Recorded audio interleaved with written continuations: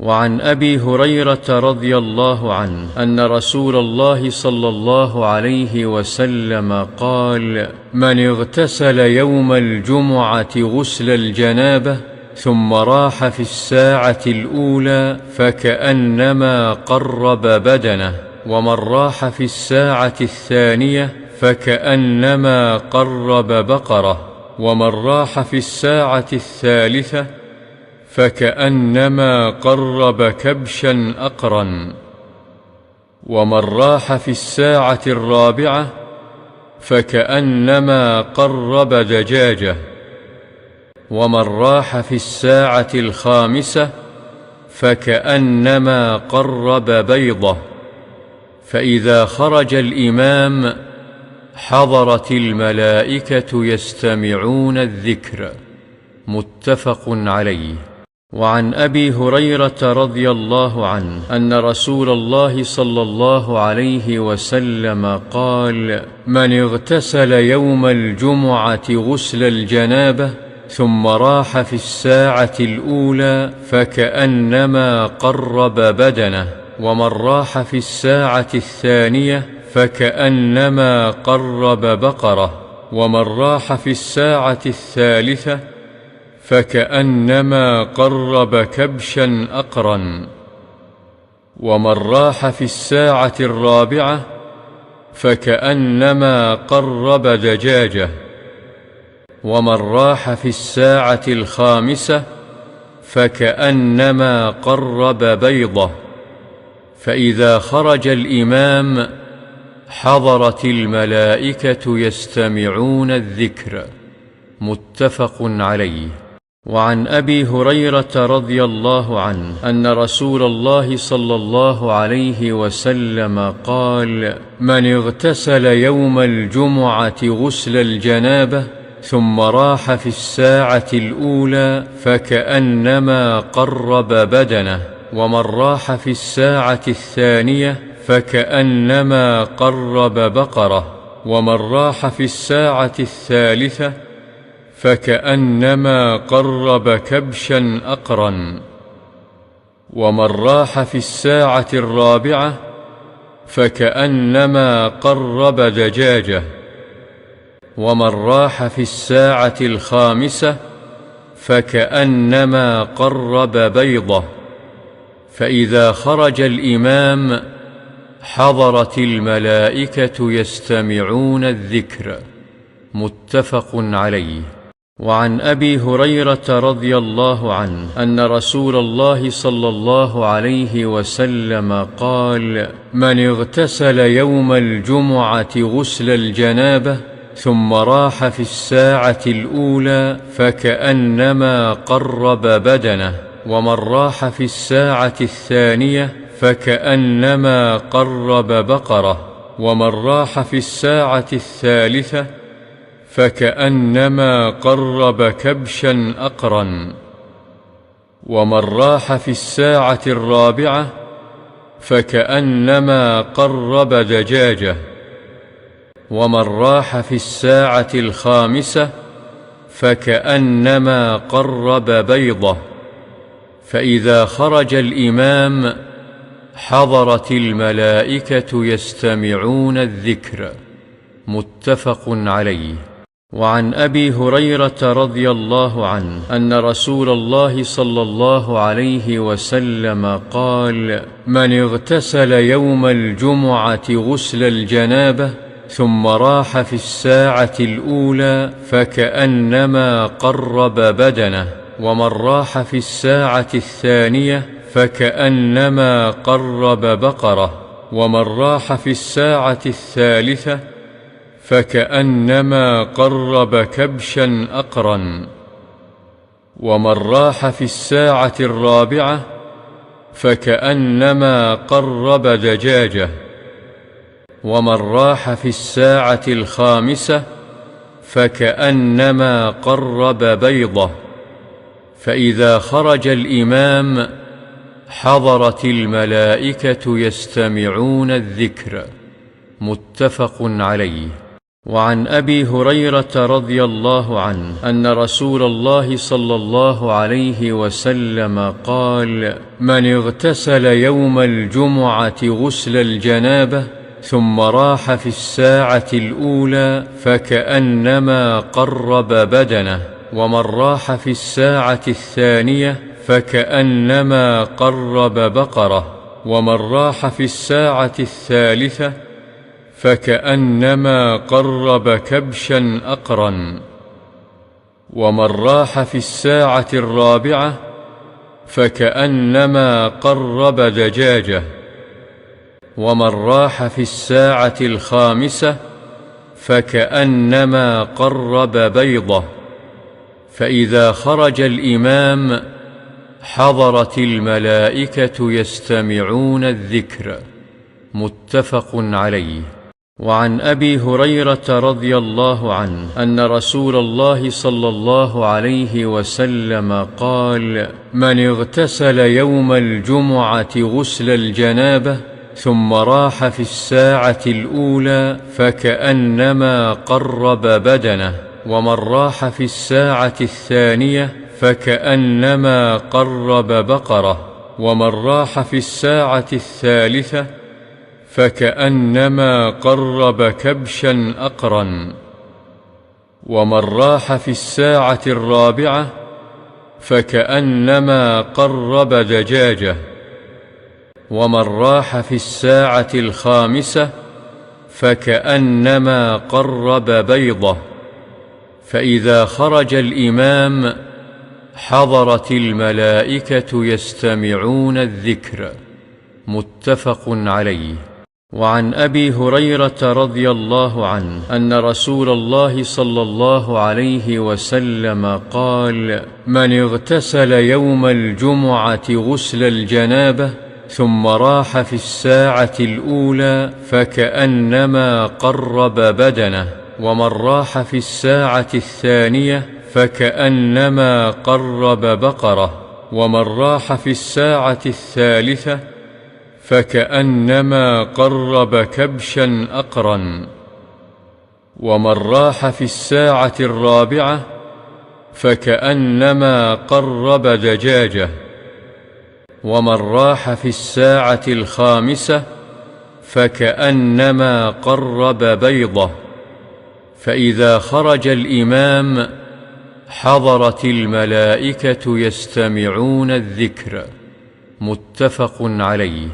وعن أبي هريرة رضي الله عنه أن رسول الله صلى الله عليه وسلم قال: من اغتسل يوم الجمعة غسل الجنابة ثم راح في الساعة الأولى فكأنما قرب بدنه، ومن راح في الساعة الثانية فكأنما قرب بقرة، ومن راح في الساعة الثالثة فكأنما قرب كبشا أقرا، ومن راح في الساعة الرابعة فكأنما قرب دجاجة، ومن راح في الساعة الخامسة فكأنما قرب بيضة.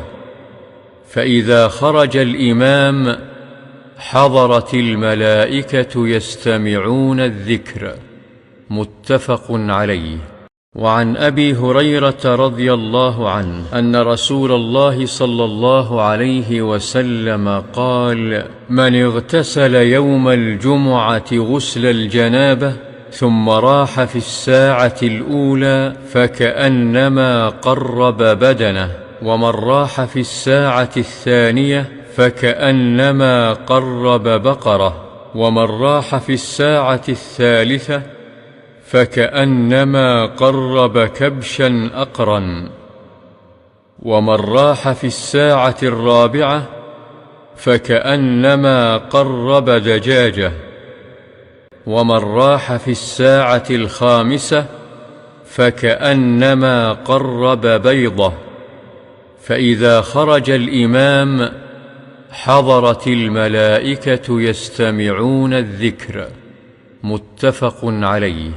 وعن أبي هريرة رضي الله عنه أن رسول الله صلى الله عليه وسلم قال: من اغتسل يوم الجمعة غسل الجنابة ثم راح في الساعة الأولى فكأنما قرب بدنه، ومن راح في الساعة الثانية فكأنما قرب بقرة، ومن راح في الساعة الثالثة فكأنما قرب كبشا أقرا، ومن راح في الساعة الرابعة فكأنما قرب دجاجة، ومن راح في الساعة الخامسة فكأنما قرب بيضة.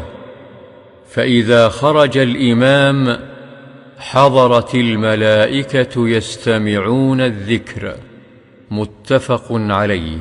وعن أبي هريرة رضي الله عنه أن رسول الله صلى الله عليه وسلم قال: من اغتسل يوم الجمعة غسل الجنابة ثم راح في الساعة الأولى فكأنما قرب بدنه، ومن راح في الساعة الثانية فكأنما قرب بقرة، ومن راح في الساعة الثالثة فكأنما قرب كبشا أقرا، ومن راح في الساعة الرابعة فكأنما قرب دجاجة، ومن راح في الساعة الخامسة فكأنما قرب بيضة. فإذا خرج الإمام حضرت الملائكة يستمعون الذكر. متفق عليه. وعن أبي هريرة رضي الله عنه أن رسول الله صلى الله عليه وسلم قال: من اغتسل يوم الجمعة غسل الجنابة ثم راح في الساعة الأولى فكأنما قرب بدنه، ومن راح في الساعة الثانية فكأنما قرب بقرة، ومن راح في الساعة الثالثة فكأنما قرب كبشا أقرا، ومن راح في الساعة الرابعة فكأنما قرب دجاجة، ومن راح في الساعة الخامسة فكأنما قرب بيضة. فإذا خرج الإمام حضرت الملائكة يستمعون الذكر. متفق عليه. وعن أبي هريرة رضي الله عنه أن رسول الله صلى الله عليه وسلم قال: من اغتسل يوم الجمعة غسل الجنابة ثم راح في الساعة الأولى فكأنما قرب بدنه، ومن راح في الساعة الثانية فكأنما قرب بقرة، ومن راح في الساعة الثالثة فكأنما قرب كبشا أقرا، ومن راح في الساعة الرابعة فكأنما قرب دجاجة، ومن راح في الساعة الخامسة فكأنما قرب بيضة. فإذا خرج الإمام حضرت الملائكة يستمعون الذكر. متفق عليه. وعن أبي هريرة رضي الله عنه أن رسول الله صلى الله عليه وسلم قال: من اغتسل يوم الجمعة غسل الجنابة ثم راح في الساعة الأولى فكأنما قرب بدنه، ومن راح في الساعة الثانية فكأنما قرب بقرة، ومن راح في الساعة الثالثة فكأنما قرب كبشا أقرا، ومن راح في الساعة الرابعة فكأنما قرب دجاجة، ومن راح في الساعة الخامسة فكأنما قرب بيضة. فإذا خرج الإمام حضرت الملائكة يستمعون الذكر. متفق عليه. وعن أبي هريرة رضي الله عنه أن رسول الله صلى الله عليه وسلم قال: من اغتسل يوم الجمعة غسل الجنابة ثم راح في الساعة الأولى فكأنما قرب بدنه، ومن راح في الساعة الثانية فكأنما قرب بقرة، ومن راح في الساعة الثالثة فكأنما قرب كبشا أقرا، ومن راح في الساعة الرابعة فكأنما قرب دجاجة، ومن راح في الساعة الخامسة فكأنما قرب بيضة.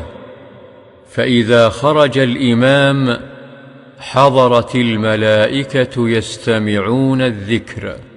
متفق عليه. وعن أبي هريرة رضي الله عنه أن رسول الله صلى الله عليه وسلم قال: من اغتسل يوم الجمعة غسل الجنابة ثم راح في الساعة الأولى فكأنما قرب بدنه، ومن راح في الساعة الثانية فكأنما قرب بقرة، ومن راح في الساعة الثالثة فكأنما قرب كبشا أقرا، ومن راح في الساعة الرابعة فكأنما قرب دجاجة، ومن راح في الساعة الخامسة فكأنما قرب بيضة. فإذا خرج الإمام حضرت الملائكة يستمعون الذكر. متفق عليه. وعن أبي هريرة رضي الله عنه أن رسول الله صلى الله عليه وسلم قال: من اغتسل يوم الجمعة غسل الجنابة ثم راح في الساعة الأولى فكأنما قرب بدنه، ومن راح في الساعة الثانية فكأنما قرب بقرة، ومن راح في الساعة الثالثة فكأنما قرب كبشا أقرا، ومن راح في الساعة الرابعة فكأنما قرب دجاجة، ومن راح في الساعة الخامسة فكأنما قرب بيضة. فإذا خرج الإمام حضرت الملائكة يستمعون الذكر. متفق عليه. وعن أبي هريرة رضي الله عنه أن رسول الله صلى الله عليه وسلم قال: من اغتسل يوم الجمعة غسل الجنابة ثم راح في الساعة الأولى فكأنما قرب بدنه، ومن راح في الساعة الثانية فكأنما قرب بقرة، ومن راح في الساعة الثالثة فكأنما قرب كبشا أقرا، ومن راح في الساعة الرابعة فكأنما قرب دجاجة، ومن راح في الساعة الخامسة فكأنما قرب بيضة. فإذا خرج الإمام حضرت الملائكة يستمعون الذكر. متفق عليه. وعن أبي هريرة رضي الله عنه أن رسول الله صلى الله عليه وسلم قال: من اغتسل يوم الجمعة غسل الجنابة ثم راح في الساعة الأولى فكأنما قرب بدنه، ومن راح في الساعة الثانية فكأنما قرب بقرة، ومن راح في الساعة الثالثة فكأنما قرب كبشا أقرا، ومن راح في الساعة الرابعة فكأنما قرب دجاجة، ومن راح في الساعة الخامسة فكأنما قرب بيضة. فإذا خرج الإمام حضرت الملائكة يستمعون الذكر. متفق عليه. وعن أبي هريرة رضي الله عنه أن رسول الله صلى الله عليه وسلم قال: من اغتسل يوم الجمعة غسل الجنابة ثم راح في الساعة الأولى فكأنما قرب بدنه، ومن راح في الساعة الثانية فكأنما قرب بقرة، ومن راح في الساعة الثالثة فكأنما قرب كبشا أقرا، ومن راح في الساعة الرابعة فكأنما قرب دجاجة، ومن راح في الساعة الخامسة فكأنما قرب بيضة. فإذا خرج الإمام حضرت الملائكة يستمعون الذكر. متفق عليه. وعن أبي هريرة رضي الله عنه أن رسول الله صلى الله عليه وسلم قال: من اغتسل يوم الجمعة غسل الجنابة ثم راح في الساعة الأولى فكأنما قرب بدنه، ومن راح في الساعة الثانية فكأنما قرب بقرة، ومن راح في الساعة الثالثة فكأنما قرب كبشا أقرا، ومن راح في الساعة الرابعة فكأنما قرب دجاجة، ومن راح في الساعة الخامسة فكأنما قرب بيضة. فإذا خرج الإمام حضرت الملائكة يستمعون الذكر. متفق عليه.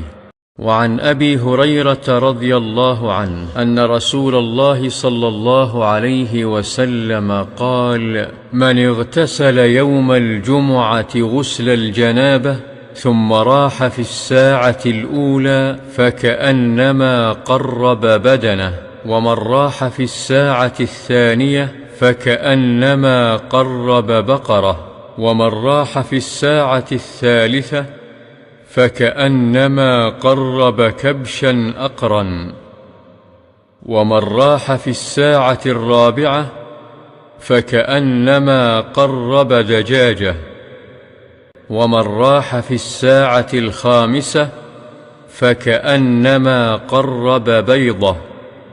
فإذا خرج الإمام حضرت الملائكة يستمعون الذكر. متفق عليه.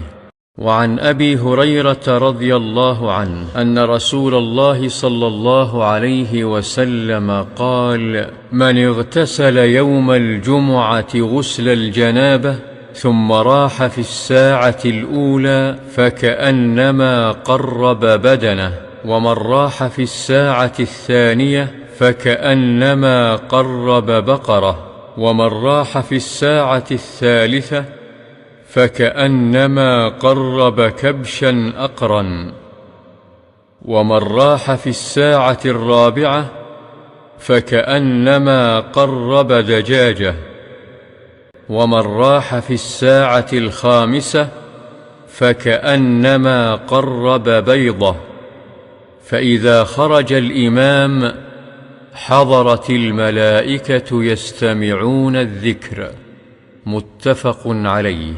وعن أبي هريرة رضي الله عنه أن رسول الله صلى الله عليه وسلم قال: من اغتسل يوم الجمعة غسل الجنابة ثم راح في الساعة الأولى فكأنما قرب بدنه، ومن راح في الساعة الثانية فكأنما قرب بقرة، ومن راح في الساعة الثالثة فكأنما قرب كبشا أقرا، ومن راح في الساعة الرابعة فكأنما قرب دجاجة، ومن راح في الساعة الخامسة فكأنما قرب بيضة. فإذا خرج الإمام حضرت الملائكة يستمعون الذكر. متفق عليه. وعن أبي هريرة رضي الله عنه أن رسول الله صلى الله عليه وسلم قال: من اغتسل يوم الجمعة غسل الجنابة ثم راح في الساعة الأولى فكأنما قرب بدنه، ومن راح في الساعة الثانية فكأنما قرب بقرة، ومن راح في الساعة الثالثة فكأنما قرب كبشا أقرا، ومن راح في الساعة الرابعة فكأنما قرب دجاجة، ومن راح في الساعة الخامسة فكأنما قرب بيضة. فإذا خرج الإمام حضرت الملائكة يستمعون الذكر. متفق عليه. وعن أبي هريرة رضي الله عنه أن رسول الله صلى الله عليه وسلم قال: من اغتسل يوم الجمعة غسل الجنابة ثم راح في الساعة الأولى فكأنما قرب بدنه، ومن راح في الساعة الثانية فكأنما قرب بقرة، ومن راح في الساعة الثالثة فكأنما قرب كبشا أقرا، ومن راح في الساعة الرابعة فكأنما قرب دجاجة، ومن راح في الساعة الخامسة فكأنما قرب بيضة. فإذا خرج الإمام حضرت الملائكة يستمعون الذكر. متفق عليه. وعن أبي هريرة رضي الله عنه أن رسول الله صلى الله عليه وسلم قال: من اغتسل يوم الجمعة غسل الجنابة ثم راح في الساعة الأولى فكأنما قرب بدنه، ومن راح في الساعة الثانية فكأنما قرب بقرة، ومن راح في الساعة الثالثة فكأنما قرب كبشا أقرا، ومن راح في الساعة الرابعة فكأنما قرب دجاجة، ومن راح في الساعة الخامسة فكأنما قرب بيضة.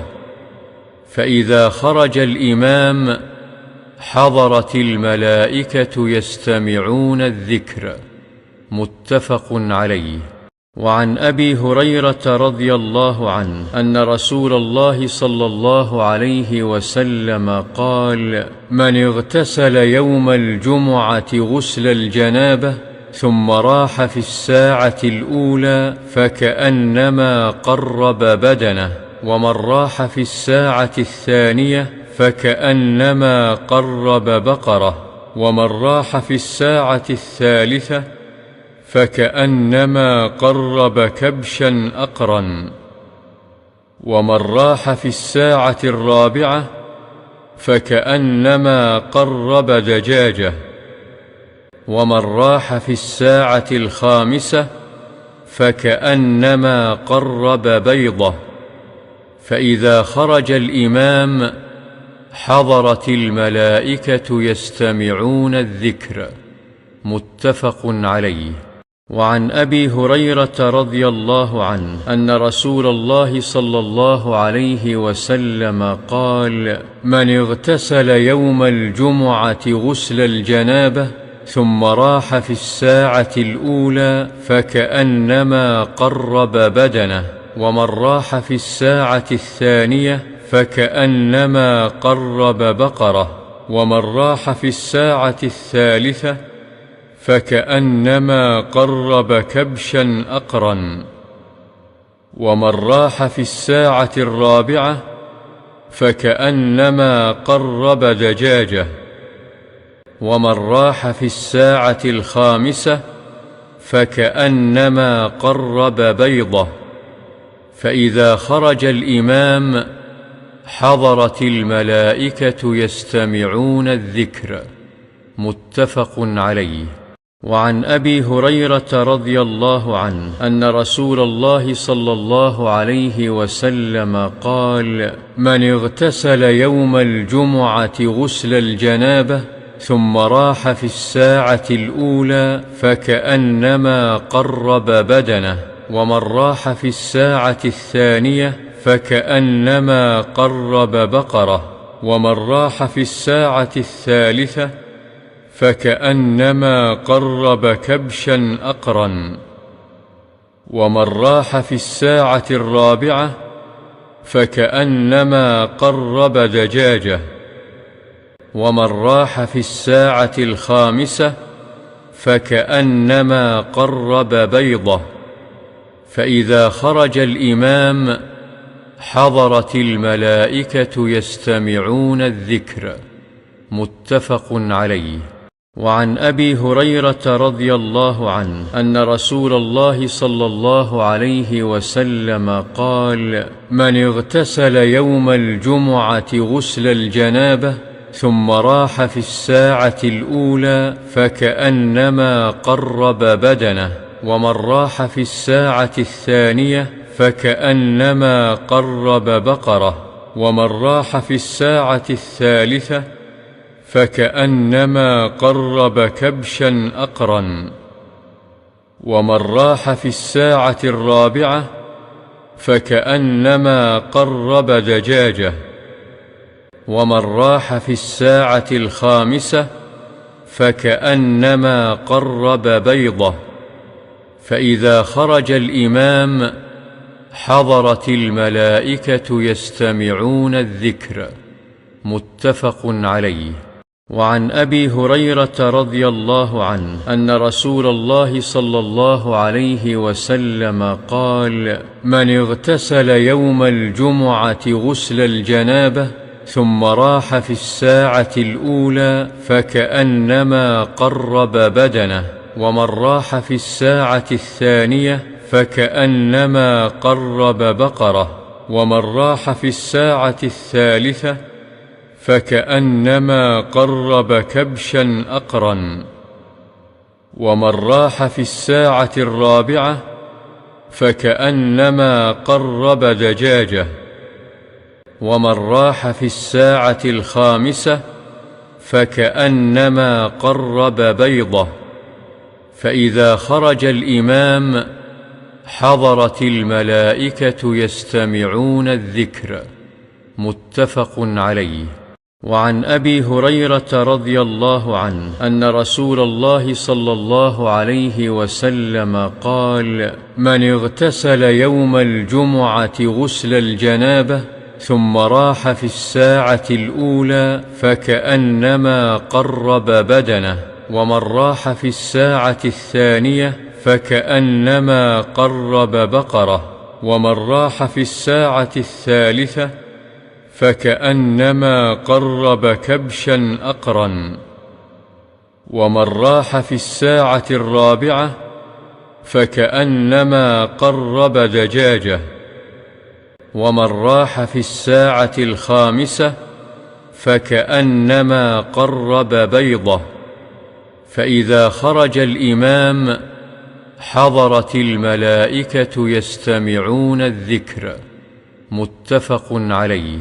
وعن أبي هريرة رضي الله عنه أن رسول الله صلى الله عليه وسلم قال: من اغتسل يوم الجمعة غسل الجنابة ثم راح في الساعة الأولى فكأنما قرب بدنه، ومن راح في الساعة الثانية فكأنما قرب بقرة، ومن راح في الساعة الثالثة فكأنما قرب كبشا أقرا، ومن راح في الساعة الرابعة فكأنما قرب دجاجة، ومن راح في الساعة الخامسة فكأنما قرب بيضة. فإذا خرج الإمام حضرت الملائكة يستمعون الذكر. متفق عليه.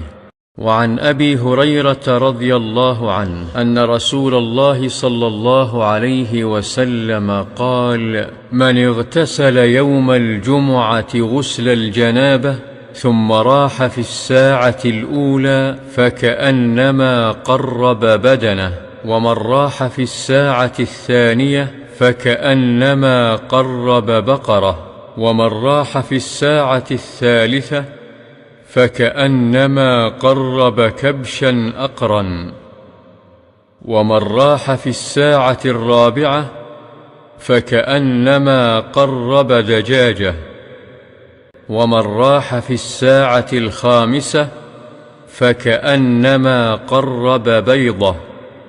فإذا خرج الإمام حضرت الملائكة يستمعون الذكر.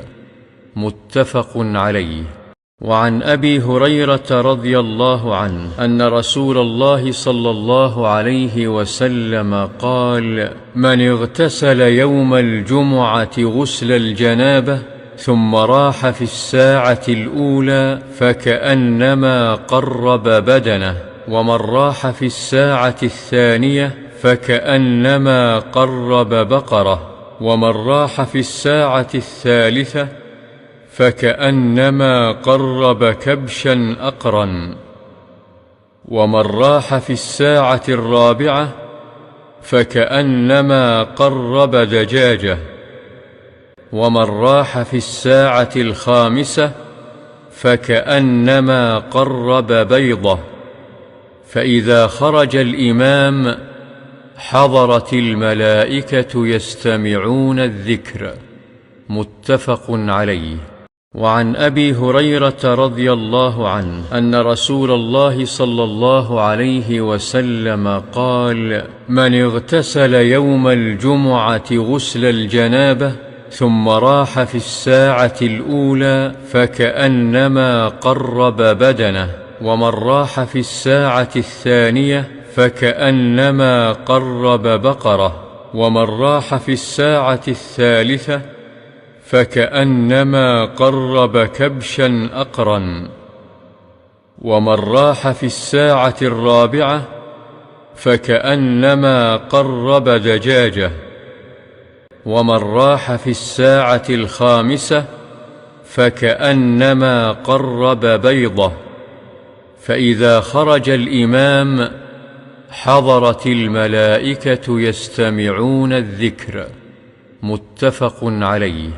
وعن أبي هريرة رضي الله عنه أن رسول الله صلى الله عليه وسلم قال: من اغتسل يوم الجمعة غسل الجنابة ثم راح في الساعة الأولى فكأنما قرب بدنه، ومن راح في الساعة الثانية فكأنما قرب بقرة، ومن راح في الساعة الثالثة فكأنما قرب كبشا أقرا، ومن راح في الساعة الرابعة فكأنما قرب دجاجة، ومن راح في الساعة الخامسة فكأنما قرب بيضة. فإذا خرج الإمام حضرت الملائكة يستمعون الذكر. متفق عليه. وعن أبي هريرة رضي الله عنه أن رسول الله صلى الله عليه وسلم قال: من اغتسل يوم الجمعة غسل الجنابة ثم راح في الساعة الأولى فكأنما قرب بدنه، ومن راح في الساعة الثانية فكأنما قرب بقرة، ومن راح في الساعة الثالثة فكأنما قرب كبشا أقرا، ومن راح في الساعة الرابعة فكأنما قرب دجاجة، ومن راح في الساعة الخامسة فكأنما قرب بيضة. فإذا خرج الإمام حضرت الملائكة يستمعون الذكر. متفق عليه. وعن أبي هريرة رضي الله عنه أن رسول الله صلى الله عليه وسلم قال: من اغتسل يوم الجمعة غسل الجنابة ثم راح في الساعة الأولى فكأنما قرب بدنه، ومن راح في الساعة الثانية فكأنما قرب بقرة، ومن راح في الساعة الثالثة فكأنما قرب كبشا أقرا، ومن راح في الساعة الرابعة فكأنما قرب دجاجة، ومن راح في الساعة الخامسة فكأنما قرب بيضة. فإذا خرج الإمام حضرت الملائكة يستمعون الذكر. متفق عليه.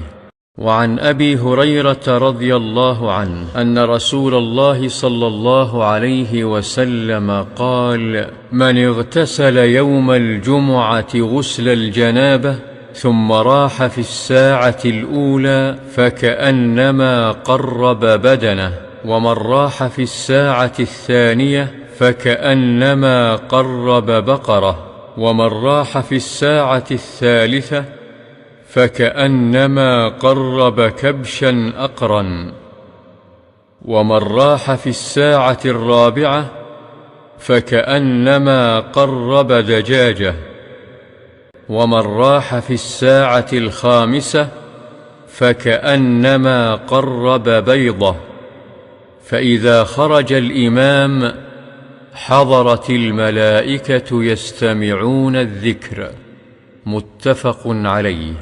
وعن أبي هريرة رضي الله عنه أن رسول الله صلى الله عليه وسلم قال: من اغتسل يوم الجمعة غسل الجنابة ثم راح في الساعة الأولى فكأنما قرب بدنه، ومن راح في الساعة الثانية فكأنما قرب بقرة، ومن راح في الساعة الثالثة فكأنما قرب كبشا أقرا، ومن راح في الساعة الرابعة فكأنما قرب دجاجة، ومن راح في الساعة الخامسة فكأنما قرب بيضة.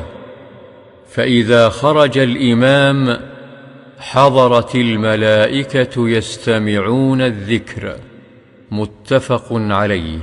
وعن أبي هريرة رضي الله عنه أن رسول الله صلى الله عليه وسلم قال: من اغتسل يوم الجمعة غسل الجنابة ثم راح في الساعة الأولى فكأنما قرب بدنه، ومن راح في الساعة الثانية فكأنما قرب بقرة، ومن راح في الساعة الثالثة فكأنما قرب كبشا أقرا، ومن راح في الساعة الرابعة فكأنما قرب دجاجة، ومن راح في الساعة الخامسة فكأنما قرب بيضة.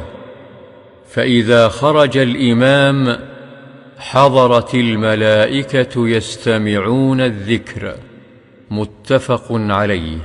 وعن أبي هريرة رضي الله عنه أن رسول الله صلى الله عليه وسلم قال: من اغتسل يوم الجمعة غسل الجنابة ثم راح في الساعة الأولى فكأنما قرب بدنه، ومن راح في الساعة الثانية فكأنما قرب بقرة، ومن راح في الساعة الثالثة فكأنما قرب كبشا أقرا، ومن راح في الساعة الرابعة فكأنما قرب دجاجة، ومن راح في الساعة الخامسة فكأنما قرب بيضة. فإذا خرج الإمام حضرت الملائكة يستمعون الذكر. متفق عليه.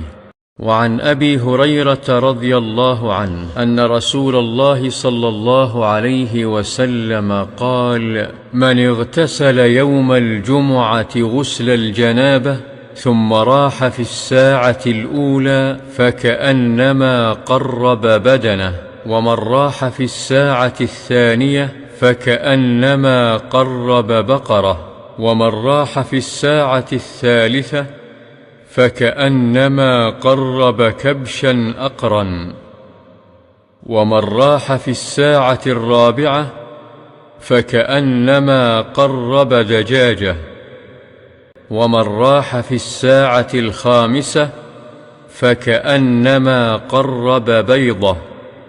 فإذا خرج الإمام حضرت الملائكة يستمعون الذكر. متفق عليه.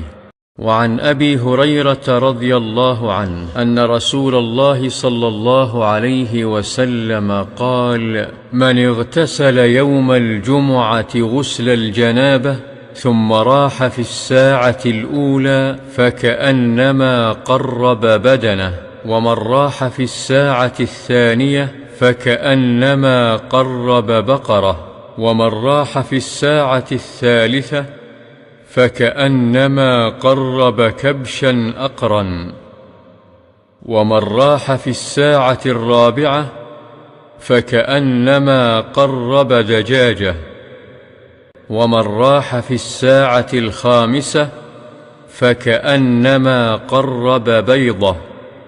فإذا خرج الإمام حضرت الملائكة يستمعون الذكر. متفق عليه.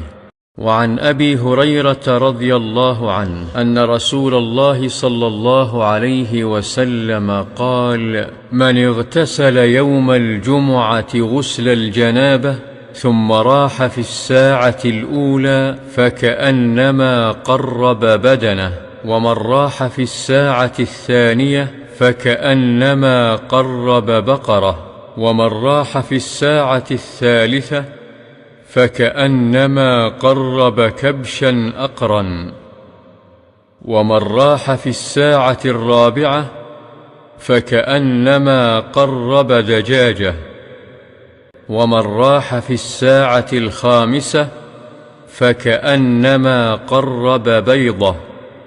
فإذا خرج الإمام حضرت الملائكة يستمعون الذكر. متفق عليه.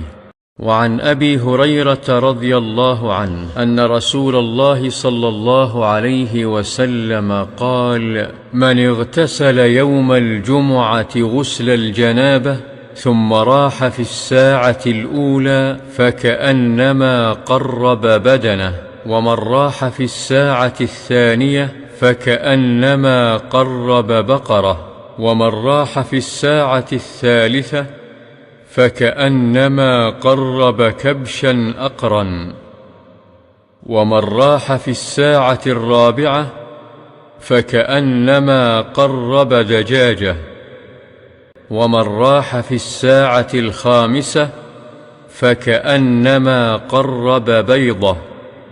فإذا خرج الإمام حضرت الملائكة يستمعون الذكر. متفق عليه. وعن أبي هريرة رضي الله عنه أن رسول الله صلى الله عليه وسلم قال: من اغتسل يوم الجمعة غسل الجنابة ثم راح في الساعة الأولى فكأنما قرب بدنه، ومن راح في الساعة الثانية فكأنما قرب بقرة، ومن راح في الساعة الثالثة فكأنما قرب كبشا أقرا، ومن راح في الساعة الرابعة فكأنما قرب دجاجة، ومن راح في الساعة الخامسة فكأنما قرب بيضة. فإذا خرج الإمام حضرت الملائكة يستمعون الذكر. متفق عليه.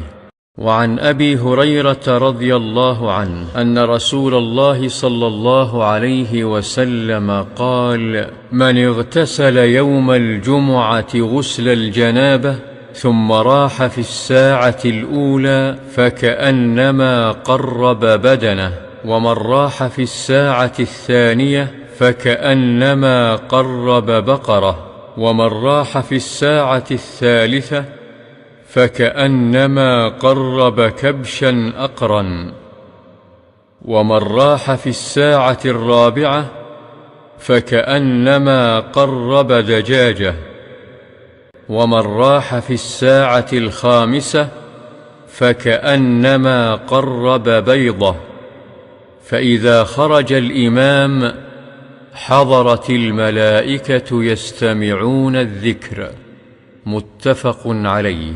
وعن أبي هريرة رضي الله عنه أن رسول الله صلى الله عليه وسلم قال: من اغتسل يوم الجمعة غسل الجنابة ثم راح في الساعة الأولى فكأنما قرب بدنه، ومن راح في الساعة الثانية فكأنما قرب بقرة، ومن راح في الساعة الثالثة فكأنما قرب كبشا أقرا، ومن راح في الساعة الرابعة فكأنما قرب دجاجة، ومن راح في الساعة الخامسة فكأنما قرب بيضة. فإذا خرج الإمام حضرت الملائكة يستمعون الذكر. متفق عليه. وعن أبي هريرة رضي الله عنه أن رسول الله صلى الله عليه وسلم قال: من اغتسل يوم الجمعة غسل الجنابة ثم راح في الساعة الأولى فكأنما قرب بدنه، ومن راح في الساعة الثانية فكأنما قرب بقرة، ومن راح في الساعة الثالثة فكأنما قرب كبشا أقرا، ومن راح في الساعة الرابعة فكأنما قرب دجاجة، ومن راح في الساعة الخامسة فكأنما قرب بيضة. فإذا خرج الإمام حضرت الملائكة يستمعون الذكر. متفق عليه. وعن أبي هريرة رضي الله عنه أن رسول الله صلى الله عليه وسلم قال: من اغتسل يوم الجمعة غسل الجنابة ثم راح في الساعة الأولى فكأنما قرب بدنه، ومن راح في الساعة الثانية فكأنما قرب بقرة، ومن راح في الساعة الثالثة فكأنما قرب كبشا أقرا، ومن راح في الساعة الرابعة فكأنما قرب دجاجة، ومن راح في الساعة الخامسة فكأنما قرب بيضة. فإذا خرج الإمام حضرت الملائكة يستمعون الذكر. متفق عليه. وعن أبي هريرة رضي الله عنه أن رسول الله صلى الله عليه وسلم قال: من اغتسل يوم الجمعة غسل الجنابة ثم راح في الساعة الأولى فكأنما قرب بدنه، ومن راح في الساعة الثانية فكأنما قرب بقرة، ومن راح في الساعة الثالثة فكأنما قرب كبشا أقرا، ومن راح في الساعة الرابعة فكأنما قرب دجاجة، ومن راح في الساعة الخامسة فكأنما قرب بيضة. فإذا خرج الإمام حضرت الملائكة يستمعون الذكر. متفق عليه. وعن أبي هريرة رضي الله عنه أن رسول الله صلى الله عليه وسلم قال: من اغتسل يوم الجمعة غسل الجنابة ثم راح في الساعة الأولى فكأنما قرب بدنه، ومن راح في الساعة الثانية فكأنما قرب بقرة، ومن راح في الساعة الثالثة فكأنما قرب كبشا أقرا، ومن راح في الساعة الرابعة فكأنما قرب دجاجة، ومن راح في الساعة الخامسة فكأنما قرب بيضة. فإذا خرج الإمام حضرت الملائكة يستمعون الذكر. متفق عليه. وعن أبي هريرة رضي الله عنه أن رسول الله صلى الله عليه وسلم قال: من اغتسل يوم الجمعة غسل الجنابة ثم راح في الساعة الأولى فكأنما قرب بدنه، ومن راح في الساعة الثانية فكأنما قرب بقرة، ومن راح في الساعة الثالثة فكأنما قرب كبشا أقرا، ومن راح في الساعة الرابعة فكأنما قرب دجاجة، ومن راح في الساعة الخامسة فكأنما قرب بيضة. فإذا خرج الإمام حضرت الملائكة يستمعون الذكر. متفق عليه. وعن أبي هريرة رضي الله عنه أن رسول الله صلى الله عليه وسلم قال: من اغتسل يوم الجمعة غسل الجنابة ثم راح في الساعة الأولى فكأنما قرب بدنه، ومن راح في الساعة الثانية فكأنما قرب بقرة، ومن راح في الساعة الثالثة فكأنما قرب كبشا أقرا، ومن راح في الساعة الرابعة فكأنما قرب دجاجة، ومن راح في الساعة الخامسة فكأنما قرب بيضة. فإذا خرج الإمام حضرت الملائكة يستمعون الذكر. متفق عليه. وعن أبي هريرة رضي الله عنه أن رسول الله صلى الله عليه وسلم قال: من اغتسل يوم الجمعة غسل الجنابة ثم راح في الساعة الأولى فكأنما قرب بدنه، ومن راح في الساعة الثانية فكأنما قرب بقرة، ومن راح في الساعة الثالثة فكأنما قرب كبشا أقرا، ومن راح في الساعة الرابعة فكأنما قرب دجاجة، ومن راح في الساعة الخامسة فكأنما قرب بيضة.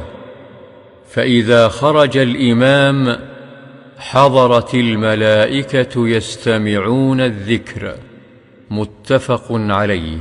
وعن أبي هريرة رضي الله عنه أن رسول الله صلى الله عليه وسلم قال: من اغتسل يوم الجمعة غسل الجنابة ثم راح في الساعة الأولى فكأنما قرب بدنه، ومن راح في الساعة الثانية فكأنما قرب بقرة، ومن راح في الساعة الثالثة فكأنما قرب كبشا أقرا، ومن راح في الساعة الرابعة فكأنما قرب دجاجة، ومن راح في الساعة الخامسة فكأنما قرب بيضة.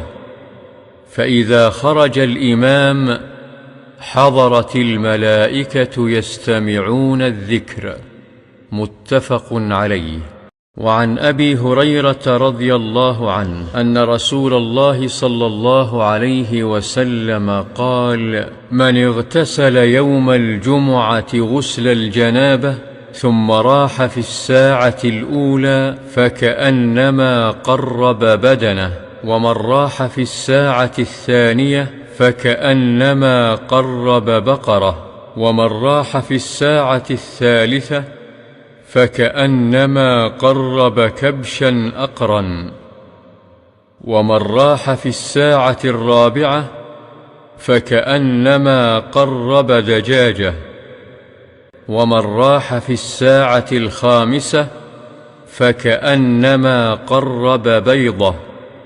فإذا خرج الإمام حضرت الملائكة يستمعون الذكر. متفق عليه. وعن أبي هريرة رضي الله عنه أن رسول الله صلى الله عليه وسلم قال: من اغتسل يوم الجمعة غسل الجنابة ثم راح في الساعة الأولى فكأنما قرب بدنه، ومن راح في الساعة الثانية فكأنما قرب بقرة، ومن راح في الساعة الثالثة فكأنما قرب كبشا أقرا، ومن راح في الساعة الرابعة فكأنما قرب دجاجة، ومن راح في الساعة الخامسة فكأنما قرب بيضة. فإذا خرج الإمام حضرت الملائكة يستمعون الذكر. متفق عليه.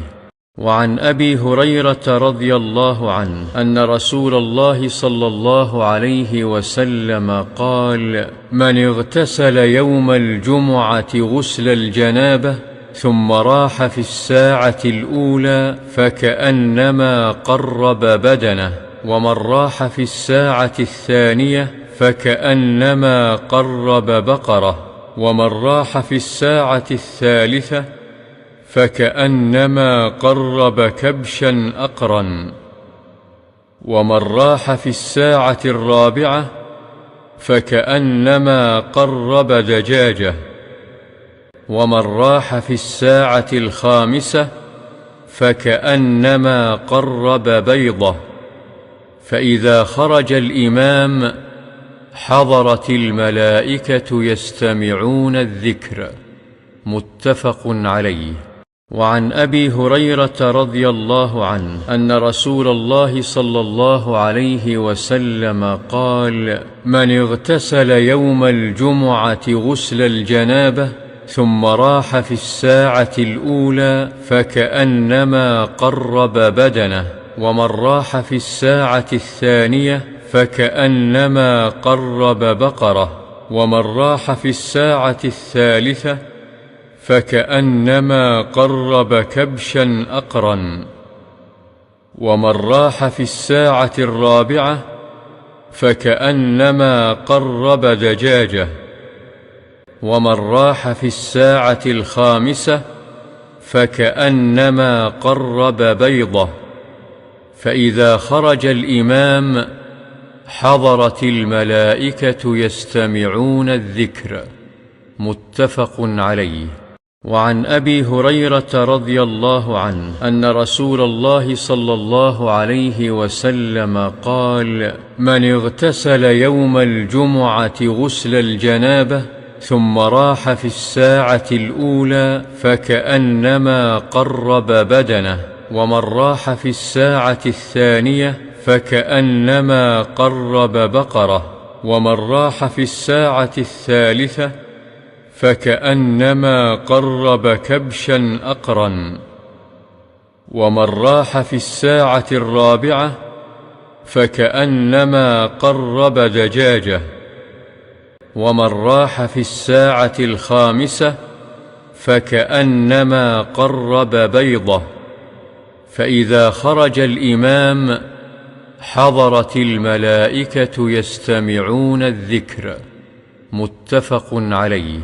وعن أبي هريرة رضي الله عنه أن رسول الله صلى الله عليه وسلم قال: من اغتسل يوم الجمعة غسل الجنابة ثم راح في الساعة الأولى فكأنما قرب بدنه، ومن راح في الساعة الثانية فكأنما قرب بقرة، ومن راح في الساعة الثالثة فكأنما قرب كبشا أقرا، ومن راح في الساعة الرابعة فكأنما قرب دجاجة، ومن راح في الساعة الخامسة فكأنما قرب بيضة. فإذا خرج الإمام حضرت الملائكة يستمعون الذكر. متفق عليه. وعن أبي هريرة رضي الله عنه أن رسول الله صلى الله عليه وسلم قال: من اغتسل يوم الجمعة غسل الجنابة ثم راح في الساعة الأولى فكأنما قرب بدنه، ومن راح في الساعة الثانية فكأنما قرب بقرة، ومن راح في الساعة الثالثة فكأنما قرب كبشا أقرا، ومن راح في الساعة الرابعة فكأنما قرب دجاجة، ومن راح في الساعة الخامسة فكأنما قرب بيضة. فإذا خرج الإمام حضرت الملائكة يستمعون الذكر. متفق عليه. وعن أبي هريرة رضي الله عنه أن رسول الله صلى الله عليه وسلم قال: من اغتسل يوم الجمعة غسل الجنابة ثم راح في الساعة الأولى فكأنما قرب بدنه، ومن راح في الساعة الثانية فكأنما قرب بقرة، ومن راح في الساعة الثالثة فكأنما قرب كبشا أقرا، ومن راح في الساعة الرابعة فكأنما قرب دجاجة، ومن راح في الساعة الخامسة فكأنما قرب بيضة. فإذا خرج الإمام حضرت الملائكة يستمعون الذكر. متفق عليه. وعن أبي هريرة رضي الله عنه أن رسول الله صلى الله عليه وسلم قال: من اغتسل يوم الجمعة غسل الجنابة ثم راح في الساعة الأولى فكأنما قرب بدنه، ومن راح في الساعة الثانية فكأنما قرب بقرة، ومن راح في الساعة الثالثة فكأنما قرب كبشا أقرا، ومن راح في الساعة الرابعة فكأنما قرب دجاجة، ومن راح في الساعة الخامسة فكأنما قرب بيضة. فإذا خرج الإمام حضرت الملائكة يستمعون الذكر. متفق عليه. وعن أبي هريرة رضي الله عنه أن رسول الله صلى الله عليه وسلم قال: من اغتسل يوم الجمعة غسل الجنابة ثم راح في الساعة الأولى فكأنما قرب بدنه، ومن راح في الساعة الثانية فكأنما قرب بقرة، ومن راح في الساعة الثالثة فكأنما قرب كبشا أقرا، ومن راح في الساعة الرابعة فكأنما قرب دجاجة، ومن راح في الساعة الخامسة فكأنما قرب بيضة. فإذا خرج الإمام حضرت الملائكة يستمعون الذكر. متفق عليه.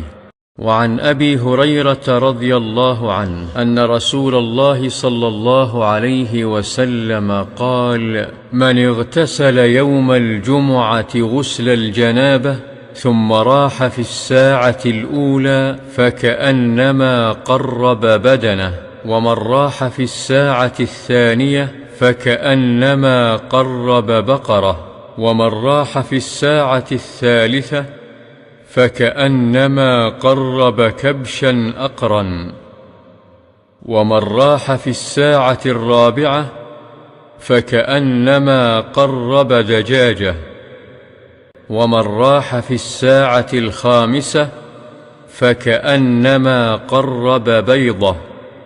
فإذا خرج الإمام حضرت الملائكة يستمعون الذكر. متفق عليه. وعن أبي هريرة رضي الله عنه أن رسول الله صلى الله عليه وسلم قال: من اغتسل يوم الجمعة غسل الجنابة ثم راح في الساعة الأولى فكأنما قرب بدنه، ومن راح في الساعة الثانية فكأنما قرب بقرة، ومن راح في الساعة الثالثة فكأنما قرب كبشا أقرا، ومن راح في الساعة الرابعة فكأنما قرب دجاجة، ومن راح في الساعة الخامسة فكأنما قرب بيضة.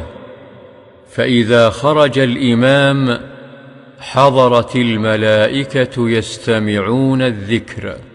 متفق عليه.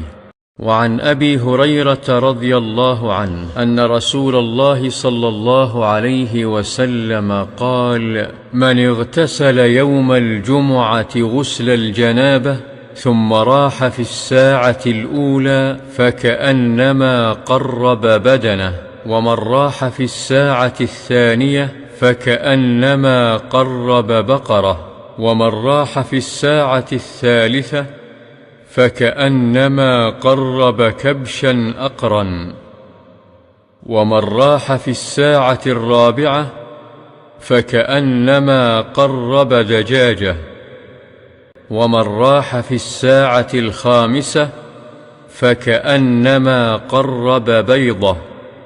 فإذا خرج الإمام حضرت الملائكة يستمعون الذكر. متفق عليه.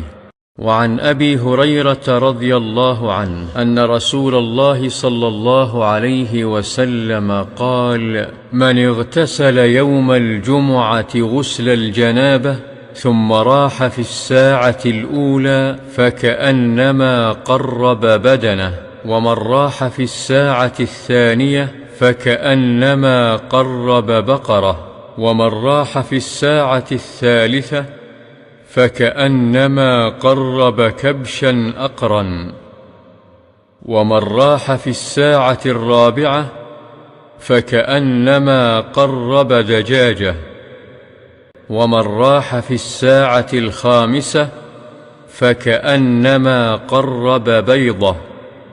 فإذا خرج الإمام حضرت الملائكة يستمعون الذكر. متفق عليه. وعن أبي هريرة رضي الله عنه أن رسول الله صلى الله عليه وسلم قال: من اغتسل يوم الجمعة غسل الجنابة ثم راح في الساعة الأولى فكأنما قرب بدنه، ومن راح في الساعة الثانية فكأنما قرب بقرة، ومن راح في الساعة الثالثة فكأنما قرب كبشا أقرا، ومن راح في الساعة الرابعة فكأنما قرب دجاجة، ومن راح في الساعة الخامسة فكأنما قرب بيضة. فإذا خرج الإمام حضرت الملائكة يستمعون الذكر. متفق عليه.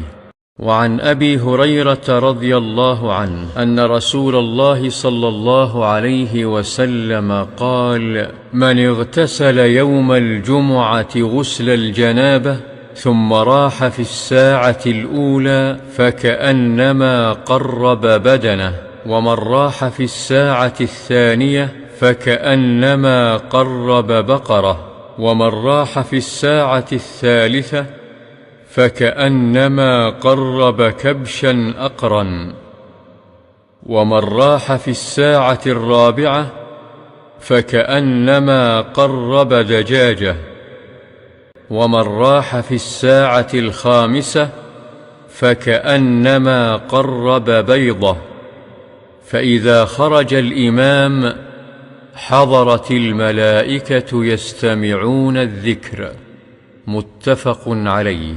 وعن أبي هريرة رضي الله عنه أن رسول الله صلى الله عليه وسلم قال: من اغتسل يوم الجمعة غسل الجنابة ثم راح في الساعة الأولى فكأنما قرب بدنه، ومن راح في الساعة الثانية فكأنما قرب بقرة، ومن راح في الساعة الثالثة فكأنما قرب كبشا أقرا، ومن راح في الساعة الرابعة فكأنما قرب دجاجة، ومن راح في الساعة الخامسة فكأنما قرب بيضة. فإذا خرج الإمام حضرت الملائكة يستمعون الذكر. متفق عليه. وعن أبي هريرة رضي الله عنه أن رسول الله صلى الله عليه وسلم قال: من اغتسل يوم الجمعة غسل الجنابة ثم راح في الساعة الأولى فكأنما قرب بدنه، ومن راح في الساعة الثانية فكأنما قرب بقرة، ومن راح في الساعة الثالثة فكأنما قرب كبشا أقرا، ومن راح في الساعة الرابعة فكأنما قرب دجاجة، ومن راح في الساعة الخامسة فكأنما قرب بيضة. فإذا خرج الإمام حضرت الملائكة يستمعون الذكر. متفق عليه. وعن أبي هريرة رضي الله عنه أن رسول الله صلى الله عليه وسلم قال: من اغتسل يوم الجمعة غسل الجنابة ثم راح في الساعة الأولى فكأنما قرب بدنه، ومن راح في الساعة الثانية فكأنما قرب بقرة، ومن راح في الساعة الثالثة فكأنما قرب كبشا أقرا، ومن راح في الساعة الرابعة فكأنما قرب دجاجة، ومن راح في الساعة الخامسة فكأنما قرب بيضة. فإذا خرج الإمام حضرت الملائكة يستمعون الذكر. متفق عليه. وعن أبي هريرة رضي الله عنه أن رسول الله صلى الله عليه وسلم قال: من اغتسل يوم الجمعة غسل الجنابة ثم راح في الساعة الأولى فكأنما قرب بدنه، ومن راح في الساعة الثانية فكأنما قرب بقرة، ومن راح في الساعة الثالثة فكأنما قرب كبشا أقرا، ومن راح في الساعة الرابعة فكأنما قرب دجاجة، ومن راح في الساعة الخامسة فكأنما قرب بيضة. فإذا خرج الإمام حضرت الملائكة يستمعون الذكر. متفق عليه. وعن أبي هريرة رضي الله عنه أن رسول الله صلى الله عليه وسلم قال: من اغتسل يوم الجمعة غسل الجنابة ثم راح في الساعة الأولى فكأنما قرب بدنه، ومن راح في الساعة الثانية فكأنما قرب بقرة، ومن راح في الساعة الثالثة فكأنما قرب كبشا أقرا، ومن راح في الساعة الرابعة فكأنما قرب دجاجة، ومن راح في الساعة الخامسة فكأنما قرب بيضة. فإذا خرج الإمام حضرت الملائكة يستمعون الذكر. متفق عليه. وعن أبي هريرة رضي الله عنه أن رسول الله صلى الله عليه وسلم قال: من اغتسل يوم الجمعة غسل الجنابة ثم راح في الساعة الأولى فكأنما قرب بدنه، ومن راح في الساعة الثانية فكأنما قرب بقرة، ومن راح في الساعة الثالثة فكأنما قرب كبشا أقرا، ومن راح في الساعة الرابعة فكأنما قرب دجاجة، ومن راح في الساعة الخامسة فكأنما قرب بيضة. فإذا خرج الإمام حضرت الملائكة يستمعون الذكر. متفق عليه. وعن أبي هريرة رضي الله عنه أن رسول الله صلى الله عليه وسلم قال: من اغتسل يوم الجمعة غسل الجنابة ثم راح في الساعة الأولى فكأنما قرب بدنه، ومن راح في الساعة الثانية فكأنما قرب بقرة، ومن راح في الساعة الثالثة فكأنما قرب كبشا أقرا، ومن راح في الساعة الرابعة فكأنما قرب دجاجة، ومن راح في الساعة الخامسة فكأنما قرب بيضة. فإذا خرج الإمام حضرت الملائكة يستمعون الذكر. متفق عليه.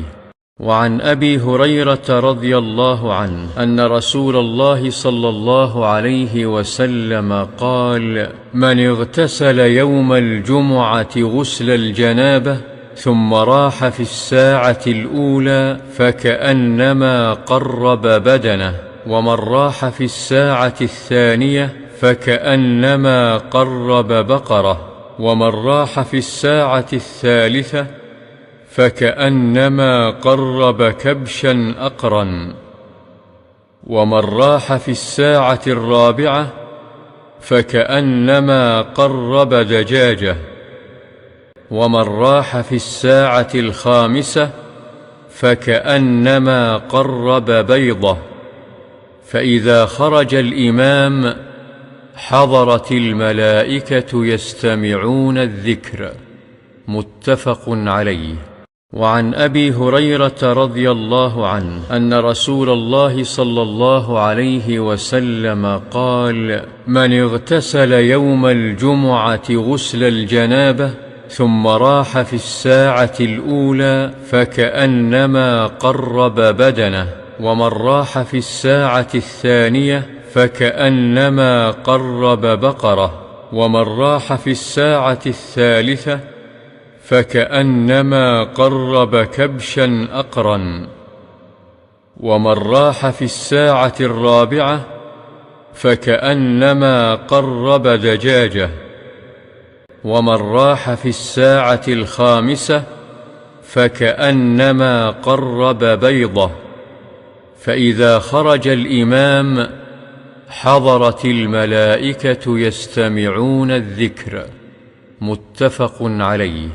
وعن أبي هريرة رضي الله عنه أن رسول الله صلى الله عليه وسلم قال: من اغتسل يوم الجمعة غسل الجنابة ثم راح في الساعة الأولى فكأنما قرب بدنه، ومن راح في الساعة الثانية فكأنما قرب بقرة، ومن راح في الساعة الثالثة فكأنما قرب كبشا أقرا، ومن راح في الساعة الرابعة فكأنما قرب دجاجة، ومن راح في الساعة الخامسة فكأنما قرب بيضة.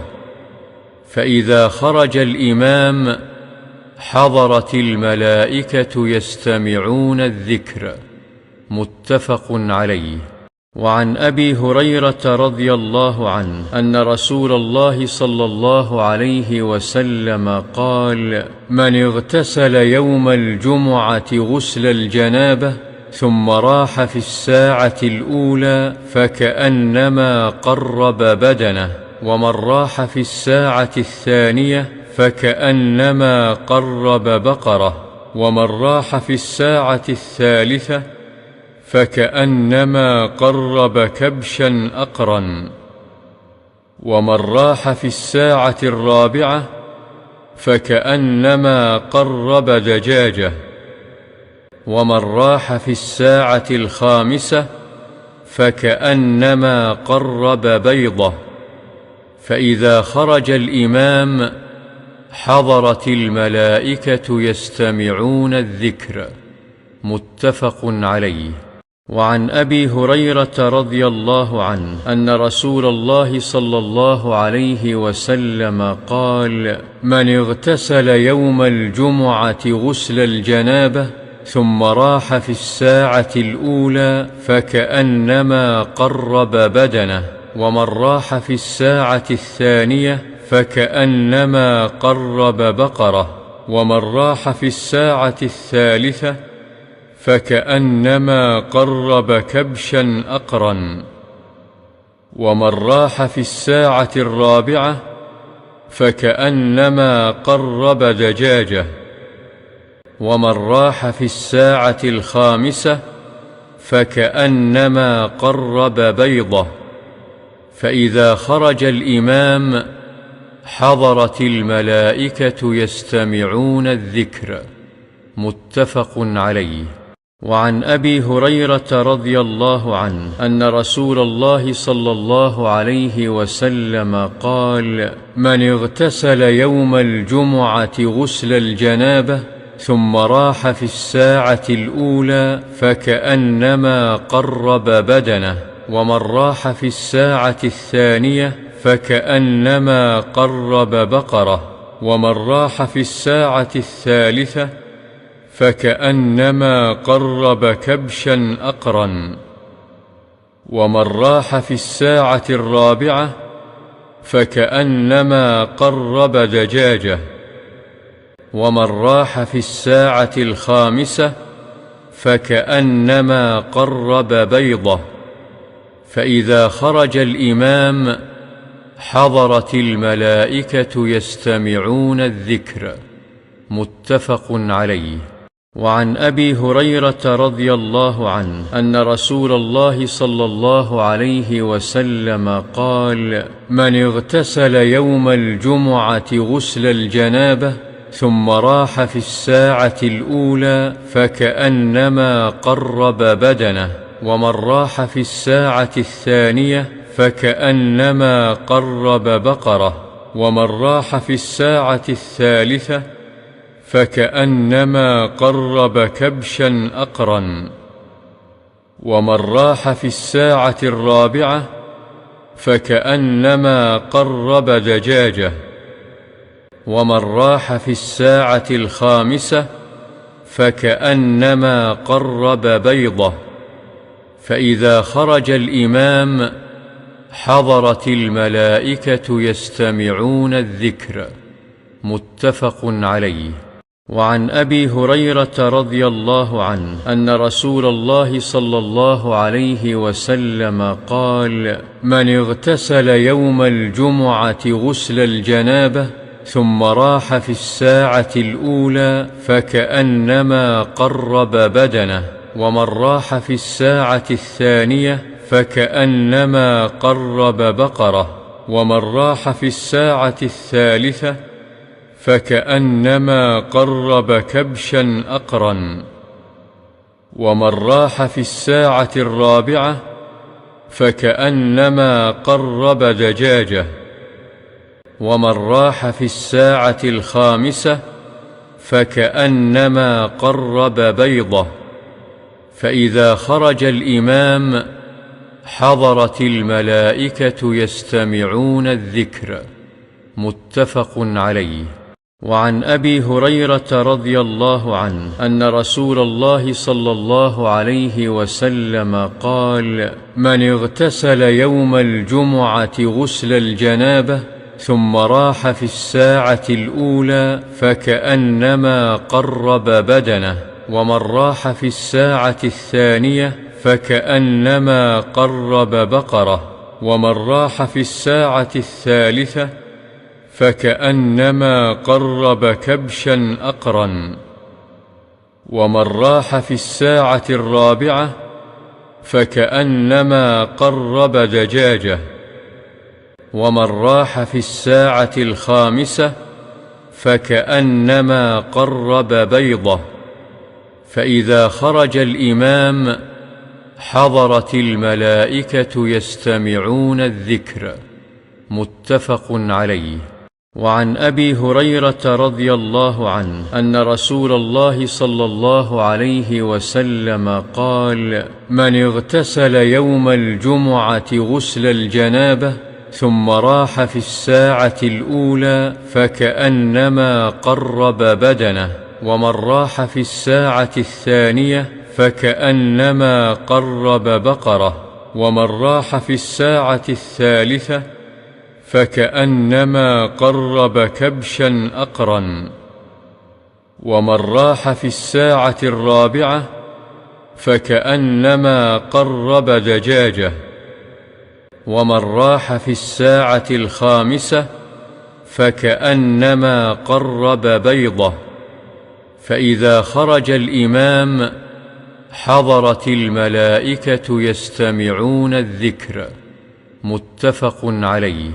وعن أبي هريرة رضي الله عنه أن رسول الله صلى الله عليه وسلم قال: من اغتسل يوم الجمعة غسل الجنابة ثم راح في الساعة الأولى فكأنما قرب بدنه، ومن راح في الساعة الثانية فكأنما قرب بقرة، ومن راح في الساعة الثالثة فكأنما قرب كبشا أقرا، ومن راح في الساعة الرابعة فكأنما قرب دجاجة، ومن راح في الساعة الخامسة فكأنما قرب بيضة. فإذا خرج الإمام حضرت الملائكة يستمعون الذكر. متفق عليه.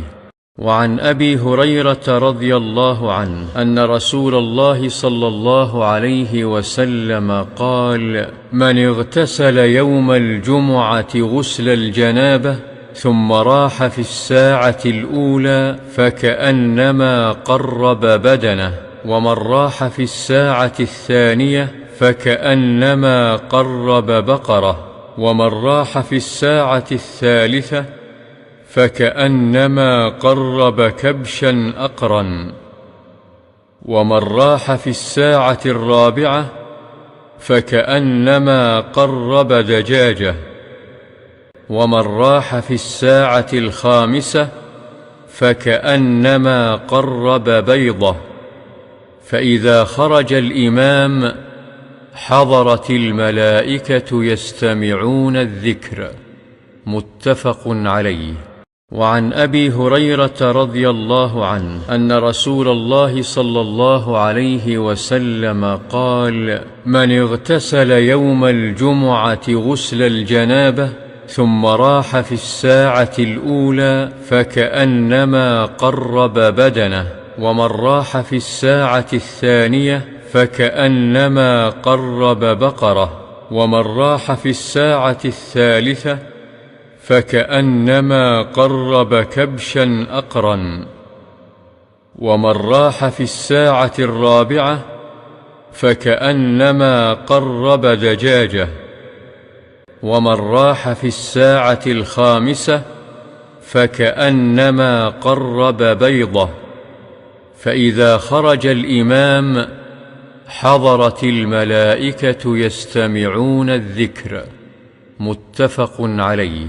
وعن أبي هريرة رضي الله عنه أن رسول الله صلى الله عليه وسلم قال: من اغتسل يوم الجمعة غسل الجنابة ثم راح في الساعة الأولى فكأنما قرب بدنه، ومن راح في الساعة الثانية فكأنما قرب بقرة، ومن راح في الساعة الثالثة فكأنما قرب كبشا أقرا، ومن راح في الساعة الرابعة فكأنما قرب دجاجة، ومن راح في الساعة الخامسة فكأنما قرب بيضة. فإذا خرج الإمام حضرت الملائكة يستمعون الذكر. متفق عليه.